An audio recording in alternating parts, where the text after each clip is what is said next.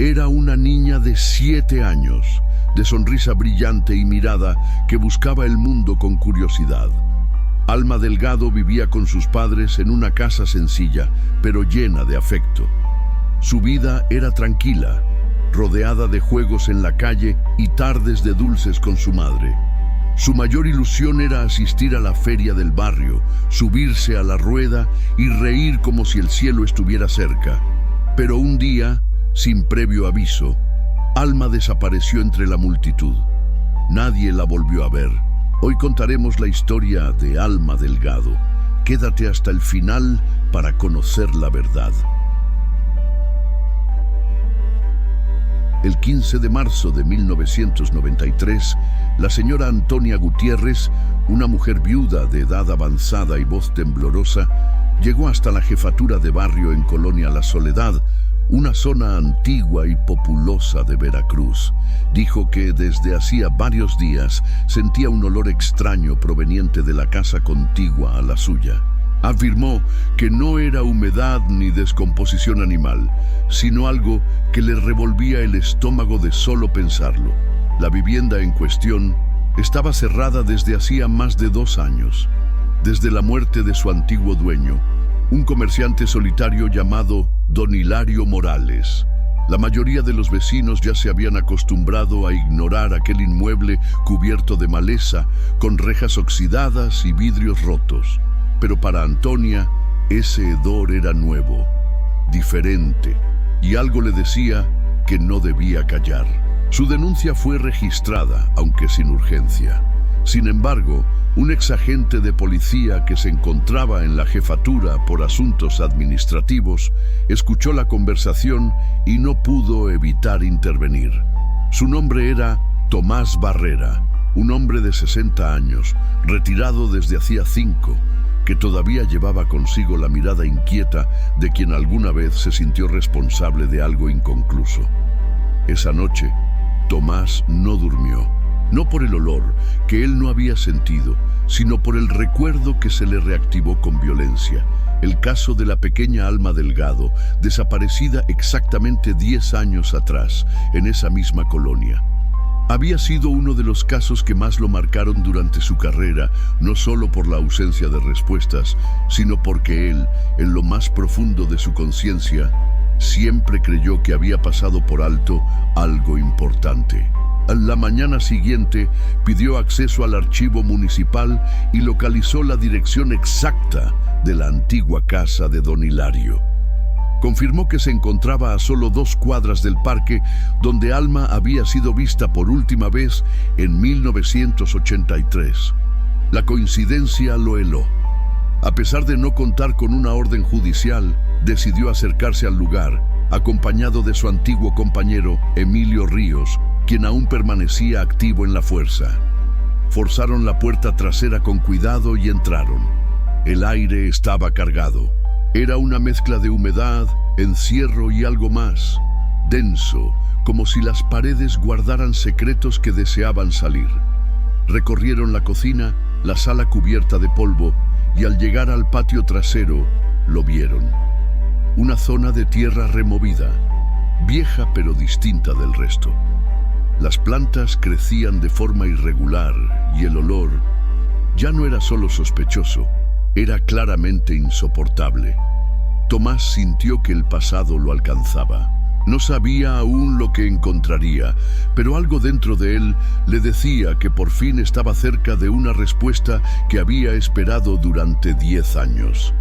Si relatos como este tocan tu corazón, suscríbete, activa la campanita y deja un mensaje de apoyo para esta familia en los comentarios. Lo que descubrieron en ese lugar cambiaría para siempre la historia del barrio.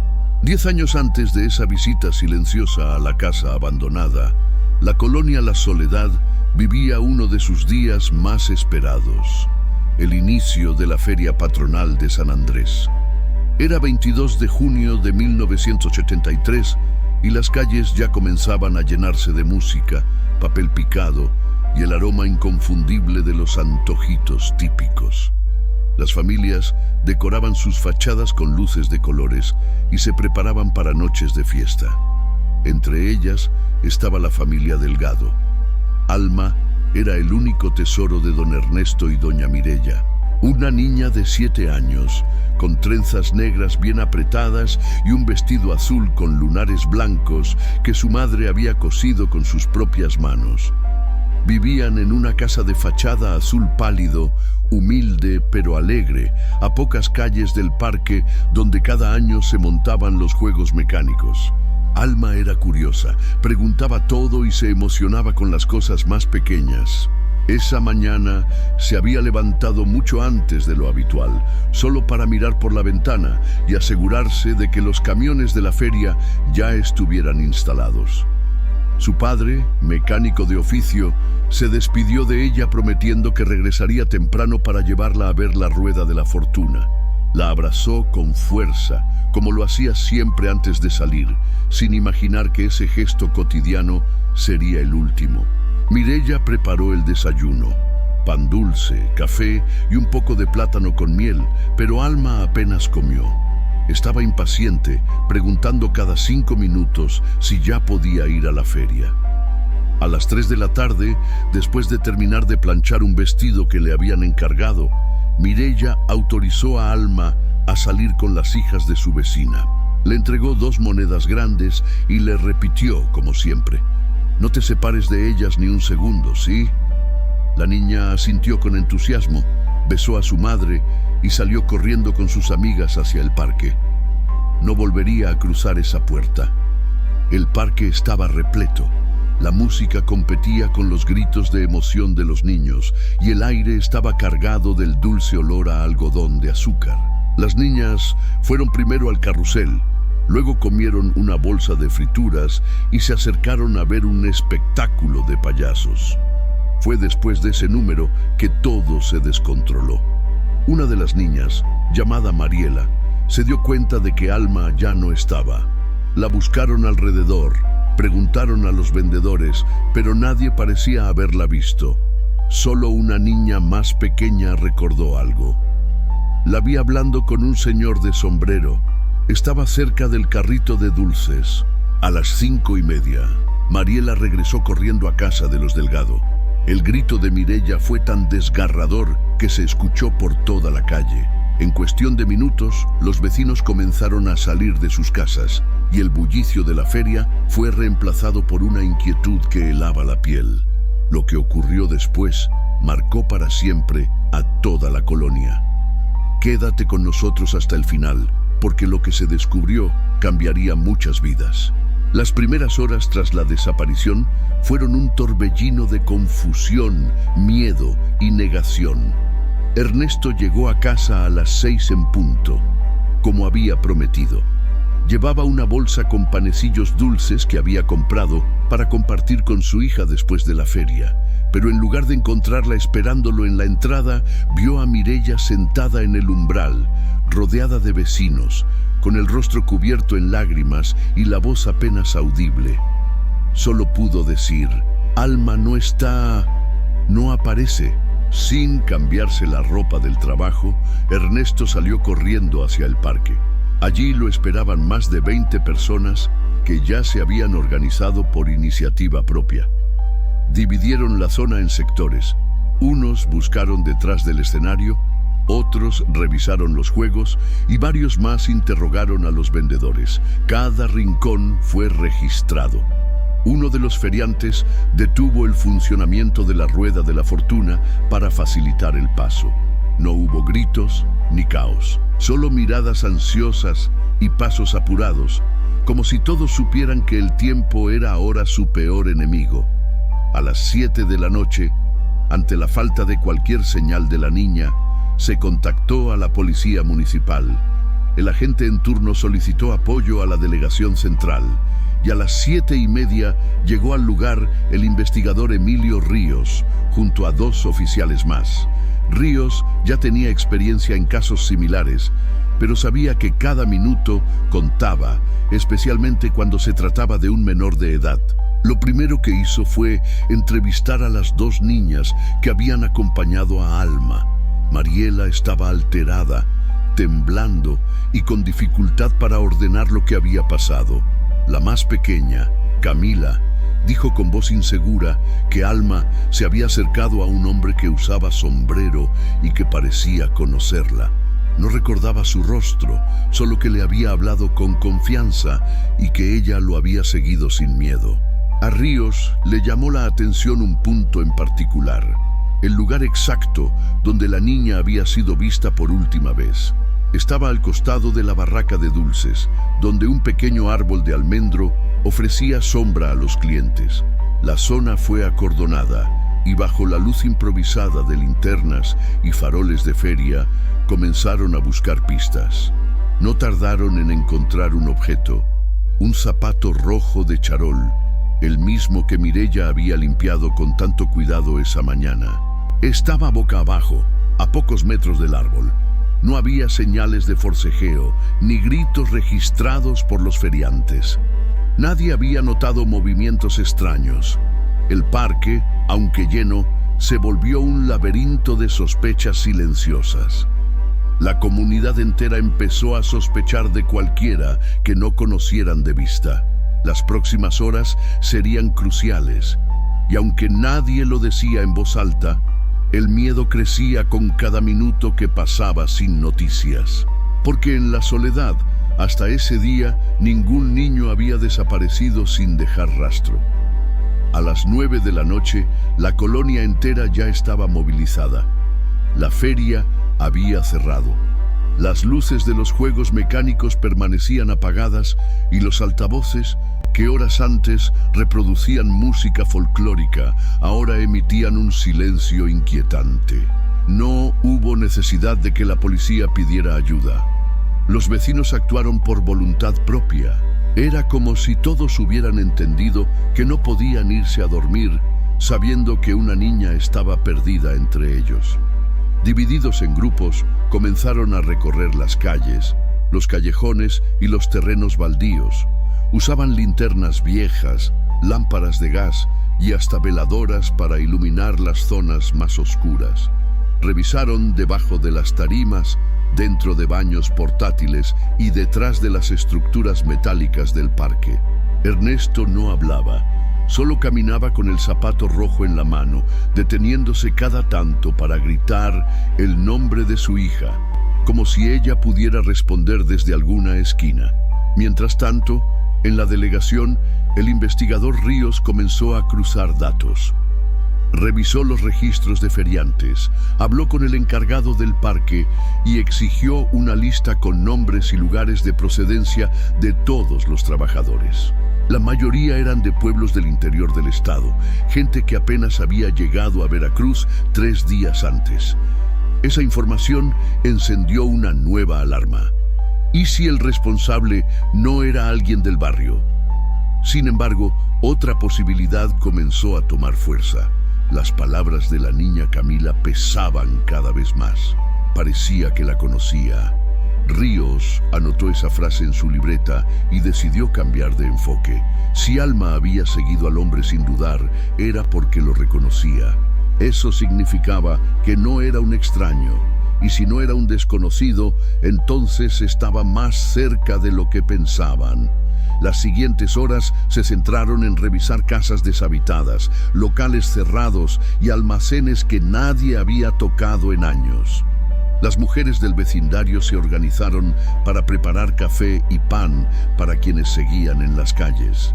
Mireya no hablaba.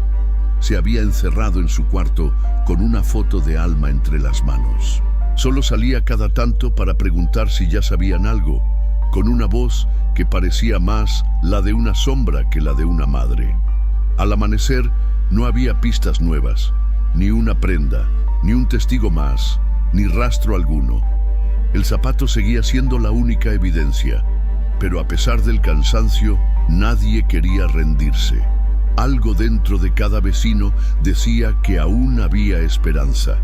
Si alguna vez sentiste que un caso como este merece justicia, comparte este video con alguien que necesite escuchar esta historia. Tu apoyo puede hacer la diferencia. Al llegar la segunda noche sin noticias, la atmósfera en la soledad era completamente distinta. Ya no se escuchaban pasos apurados ni voces llamando a Alma. Lo que predominaba ahora era una sensación de derrota silenciosa, como si la colonia entera se hubiera sumido en una pausa amarga. Las persianas se cerraban más temprano y hasta los niños dejaron de salir a jugar. Nadie lo decía abiertamente, pero el miedo comenzaba a transformarse en sospecha. El investigador Emilio Ríos ordenó una revisión más profunda de los registros del barrio.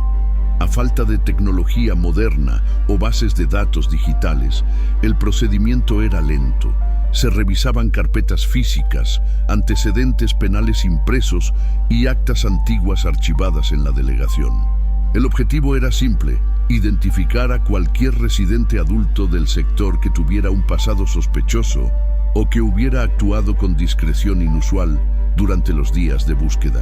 Entre los nombres que aparecieron, hubo uno que llamó la atención de Ríos: Hilario Morales, dueño de una tienda de abarrotes que había cerrado hacía menos de un año. No tenía antecedentes ni denuncias formales, pero algo no cuadraba.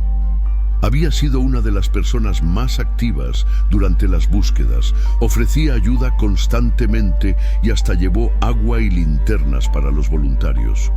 Pero no era alguien cercano a la familia Delgado. ¿Por qué tanto interés? Ríos pidió los documentos del terreno donde había estado la tienda. Para su sorpresa, Hilario vivía a solo 3 calles del parque, un domicilio que, hasta entonces, nadie había registrado como punto de inspección. Al investigar más a fondo, los vecinos lo describieron como un hombre solitario, que rara vez conversaba con adultos, pero que tenía la costumbre de regalar dulces a los niños. Alma había ido varias veces a comprarle golosinas, acompañada de su madre. El caso se volvió aún más turbio cuando Mireya confirmó que, semanas antes del evento, Alma había mencionado que el señor Hilario le iba a regalar unos caramelos especiales en la feria. Nadie le prestó atención en ese momento. Era una frase inocente, pero ahora esa misma frase pesaba como una alarma que nadie había escuchado a tiempo. Sin pruebas, sin testigos y con una comunidad golpeada emocionalmente, la investigación se fue diluyendo con el paso de las semanas. La prensa local cubrió la historia durante un tiempo, pero luego fue reemplazada por otras noticias. Ríos hizo todo lo posible, pero sin pistas nuevas, el expediente fue finalmente archivado. La foto de Alma fue retirada del tablón de casos activos y guardada en una caja con fecha y número de folio. Y mientras los días pasaban, Hilario Morales continuó con su rutina. Cerró su tienda meses después. Dijo que ya no tenía fuerzas para mantenerla abierta. Nadie le preguntó por qué. Nadie sospechó. Nadie imaginó lo que esa casa escondía. Pasaron los meses, luego los años. La historia de Alma fue transformándose en un eco que aún dolía, pero que ya no llenaba las calles. La feria volvió cada junio, con nuevas luces, nuevos juegos y música diferente, pero la familia Delgado jamás volvió a pisarla. Cada sonido de tambor resonaba en el pecho de Mireya como un recordatorio de lo que una vez fue alegría y ahora era ausencia. Don Ernesto vendió su taller mecánico 2 años después. No podía concentrarse, no encontraba motivación. Decidió emplearse como asistente en una organización local que ayudaba a familias con hijos desaparecidos. Allí, sin hablar mucho, escuchaba historias parecidas a la suya. Algunos encontraban respuestas, otros, como él, solo encontraban resignación. La casa donde vivían se mantuvo igual por mucho tiempo. El cuarto de Alma nunca fue tocado. Su cama seguía tendida, con una muñeca apoyada en la almohada y un cuaderno de dibujos sobre la mesa de noche. Cada vez que Mireya intentaba entrar, sus piernas temblaban. A veces pasaban semanas sin que nadie cruzara esa puerta. Mientras tanto, el expediente del caso de Alma seguía guardado en una caja con otros tantos. El investigador Ríos fue transferido a otra ciudad y jamás dejó de pensar en la niña de los zapatos rojos. En una de sus últimas entrevistas antes de jubilarse dijo: «Lo que más me duele no es no haberla encontrado, es sentir que estuve cerca y no lo supe ver». En la colonia, los recuerdos se apagaban, pero el miedo seguía latente. Los padres comenzaron a cuidar más a sus hijos. Las fiestas patronales cambiaron. Ahora había más vigilancia, más control y menos libertad para los pequeños. Algunos adultos reconocían que antes confiaban demasiado en la idea de que aquí nunca pasa nada. Hilario Morales dejó de ser visto con frecuencia. Decía que sus dolores de espalda ya no le permitían trabajar y que prefería quedarse en casa. En 1991 fue encontrado muerto por causas naturales. No tenía familiares ni amigos cercanos. El ayuntamiento se encargó del entierro y la casa quedó cerrada. Los vecinos no se acercaban. Algunos decían que era por respeto, otros por incomodidad. Todos, en el fondo, sentían que esa casa tenía algo que no debía ser tocado. Pasaron 2 años más sin que nadie la abriera.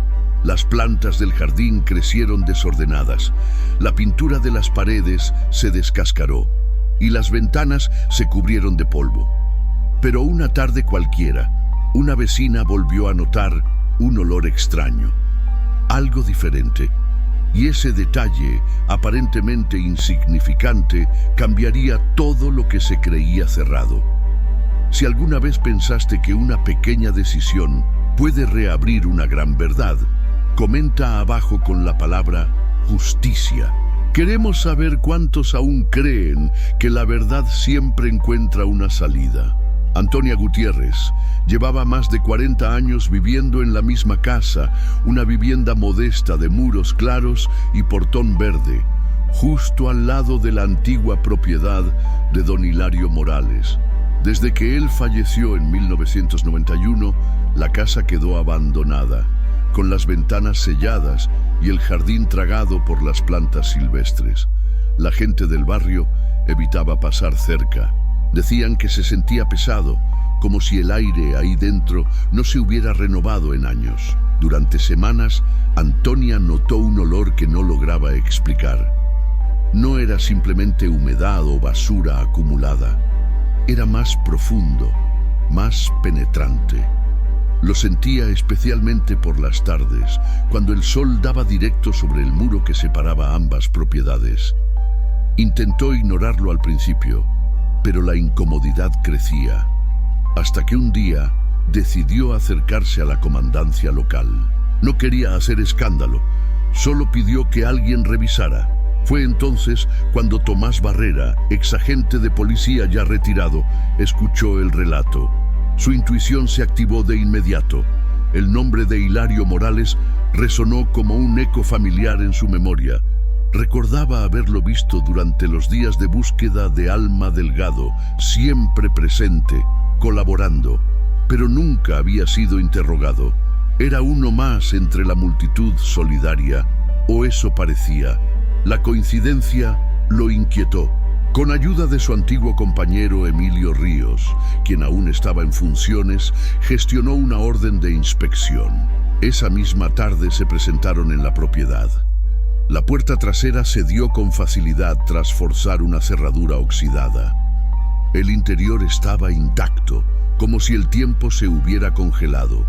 Platos aún en la mesa, una radio cubierta de polvo y muebles envueltos en sábanas amarillentas por el paso de los años. Al llegar al patio trasero, lo percibieron sin dificultad. El olor era más fuerte ahí. Una parte del terreno, justo bajo una bugambilia desbordada, mostraba un crecimiento irregular en las plantas. La tierra tenía una textura distinta.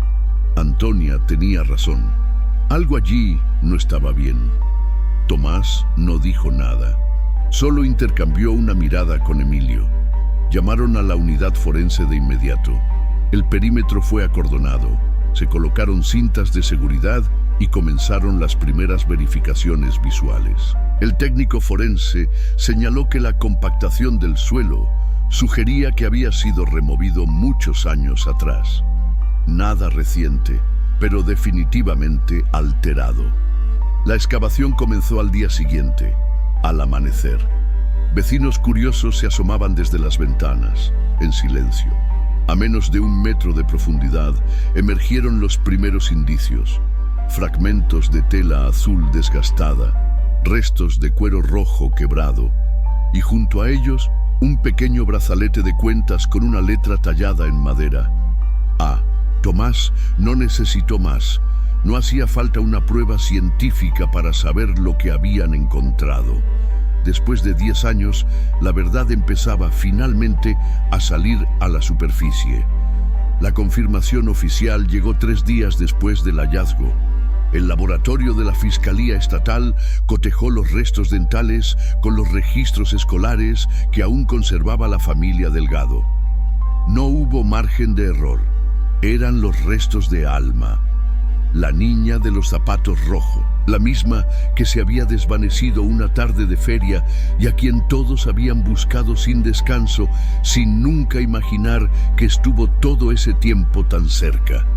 Cuando Tomás Barrera visitó la casa de Ernesto y Mireya para darles la noticia, no encontró palabras. No hubo discurso ni protocolo, solo extendió una pequeña bolsa transparente con el brazalete dentro. Mireya lo reconoció de inmediato. Cayó sentada, sin fuerzas, como si el tiempo se le hubiera vaciado de golpe dentro del pecho. Ernesto, parado a su lado, cerró los ojos y por primera vez en años lloró sin intentar esconderlo. El cuerpo fue entregado días después. La familia organizó un velorio íntimo en la iglesia del barrio. Los vecinos, muchos de los cuales habían participado en las búsquedas, asistieron en silencio, cargando flores, rezos y una culpa colectiva que no se decía en voz alta, porque sabían que Hilario Morales había vivido entre ellos todo ese tiempo, que les habló, que comió con ellos, que hasta ayudó en los carteles de búsqueda, y nadie lo vio por lo que era. La sepultura se realizó en el Panteón Municipal. Sobre la lápida, Ernesto mandó grabar una frase sencilla: «Ahora sí puedes volver a casa, mi niña». Mireya poco a poco retomó la rutina. Comenzó a ir nuevamente a la iglesia, se ofrecía como voluntaria en actividades comunitarias y a veces compartía su historia con madres jóvenes del barrio. Lo hacía sin dramatismo, sin rencor, solo con una calma que parecía haber encontrado recién al saber dónde estaba su hija. Ernesto decidió no regresar al trabajo. Dedicó su tiempo completo a una organización que apoyaba a familias con menores desaparecidos. A veces viajaba a pueblos del interior, daba charlas y ofrecía acompañamiento legal y emocional. No hablaba mucho, pero cuando lo hacía, todos lo escuchaban. La colonia La Soledad también cambió. A raíz del caso, se creó un comité vecinal de protección infantil. Durante fiestas y ferias patronales, los adultos se turnaban para vigilar las zonas de juegos y las escuelas comenzaron a dictar talleres sobre prevención. Incluso el parque donde Alma desapareció fue remodelado y rebautizado. Parque Infantil Alma D. Allí colocaron una placa con su nombre y una banca conmemorativa. Cada año, el 22 de junio, vecinos encienden velas alrededor del árbol más grande del parque. No es una ceremonia oficial. No hay discursos ni música. Solo están ahí, en silencio, recordando lo que no se debe olvidar. Tomás Barrera nunca volvió a ejercer, aunque nunca se alejó por completo del trabajo policial. Durante años fue consultado por agentes más jóvenes, especialmente cuando se trataba de casos sin resolver, pero había uno que lo marcó más que cualquier otro. En una entrevista silenciosa, concedida muchos años después, solo dijo: «Uno nunca se retira del todo mientras tenga una deuda con la verdad. Alma era mi deuda». La historia de la niña que desapareció en plena feria y fue hallada una década después enterrada a metros de su casa se convirtió en un caso emblemático en Veracruz. Fue utilizado en cursos de formación policial y también en charlas escolares sobre la importancia de la vigilancia comunitaria y la protección infantil. No era una historia para asustar, sino para enseñar que el peligro, a veces, no viene de desconocidos, sino de quienes se visten de amabilidad. La figura de Hilario Morales fue borrada de la memoria pública. No hubo reportajes que profundizaran en su vida, ni fotos que circularan en medios. Solo se sabe que fue enterrado sin ceremonia, en una tumba sin nombre, bajo el número de un archivo. El expediente judicial quedó cerrado. No hubo juicio ni castigo, pero la comunidad encontró otra forma de justicia, recordando. Cada junio, durante la feria patronal de San Andrés, se organiza una caminata con velas desde el parque hasta la iglesia. No es un evento municipal ni financiado por ninguna entidad. Es un gesto nacido entre vecinos. A lo largo del camino se leen los nombres de niñas y niños desaparecidos en todo el país. Y siempre, al final, alguien dice: Alma, sí volvió a casa. Mireya cuida ahora un pequeño altar en su sala. No tiene fotos grandes ni decoraciones llamativas. Solo una vela blanca, una figura de ángel y el brazalete con la letra A que le fue devuelto tras la investigación. Cada noche enciende la vela, reza en silencio y deja la luz encendida hasta el amanecer. Ernesto envejeció con los hombros firmes y el rostro sereno. Dice que el dolor no desaparece, pero se acomoda. Lo que antes pesaba como una piedra, hoy habita en él como un recuerdo necesario. No perdonó a Hilario, pero tampoco permitió que su odio le robara lo que le quedaba de vida. La casa de Hilario fue finalmente demolida. En su lugar se construyó una pequeña plaza con juegos para niños. Tiene bancas de hierro pintadas de rojo y una fuente central donde los niños suelen dejar flores flotando. En una de las paredes se lee: Aquí jugamos libres por quienes ya no están. Porque, aunque la historia de Alma terminó con lágrimas, también dejó una lección: que la memoria puede ser un refugio, y la verdad, por más tarde que llegue, siempre encuentra el camino.